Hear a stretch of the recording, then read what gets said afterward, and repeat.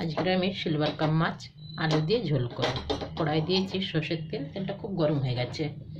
এবার আমি নুন হলুদ মেখে রেখেছি মাছগুলো, এটা দিয়ে দিলাম। করে দিয়ে ভেজে নেব।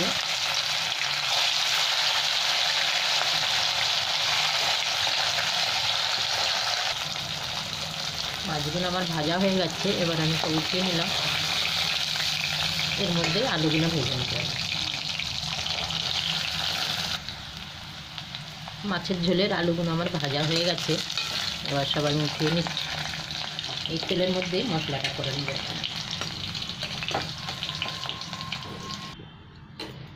মাছ ভাজার তেলে আমি একটু কালো জিরে দিয়ে দিলাম, 2 টুকরো কাঁচা লঙ্কা,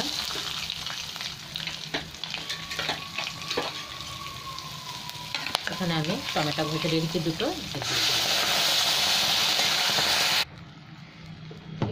টমেটোর উপরে আমি একটু নুন দিয়ে দিলাম, আর একটু হলুদ দিয়ে দিচ্ছি। দিয়ে দিলাম 1 চামচ কাশ্মীরি লঙ্কার গুঁড়ো, 1 চামচ দিয়ে দিলাম। এটা ধনে পাউডার, এটা জিরে পাউডার হচ্ছে, ধনে জিরে পাউডার, এটা আমার ধনে পাউডার। এবার এই মশলাটাকে খুব ভালো করে কষে নেব, যতক্ষণ না তেল ছাড়ছে তখন ভালো করে ভেজে নিই। এবার আমি আলুগুলো দিয়ে দিলাম। মশলাটা খুব ভালো ভাজা হয়ে গেছে। এবার এটা আরও 2-3 মিনিট ভালো করে ভেজে নেব একসাথে আলু আর মশলা। তারপর আমি সাইডে গরম জল বসিয়েছি, গরম জলটা দিয়ে দেবো।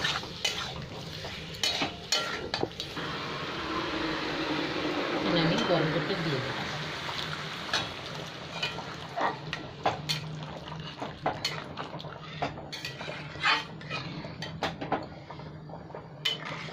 একটু আলুটা সেদ্ধ হয়ে গেলে মাছটা আমি তুলে দেবো।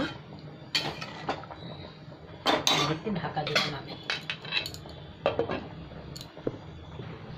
এবার আমি ঢাকাটা খুলে দিচ্ছি, আলুটা সেদ্ধ হয়েছে কিনা।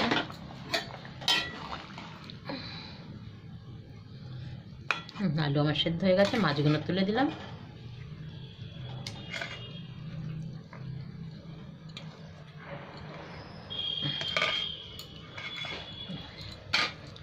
আর 1-2 মিনিট ফুটে যাবে, তারপরে গ্যাসটা বন্ধ। মাছের ঝোল আমার রেডি। এবার একটু চিড়ে রাখা কাঁচা লঙ্কা, ধনেপাতা একটুখানি দিয়ে দিলাম। বেশি নেই আমার ধনেপাতা দিয়ে, 1-2টো যা ছিল দিয়ে দিলাম। আমার রান্না হয়ে গেছে, গ্যাস বন্ধ করলাম।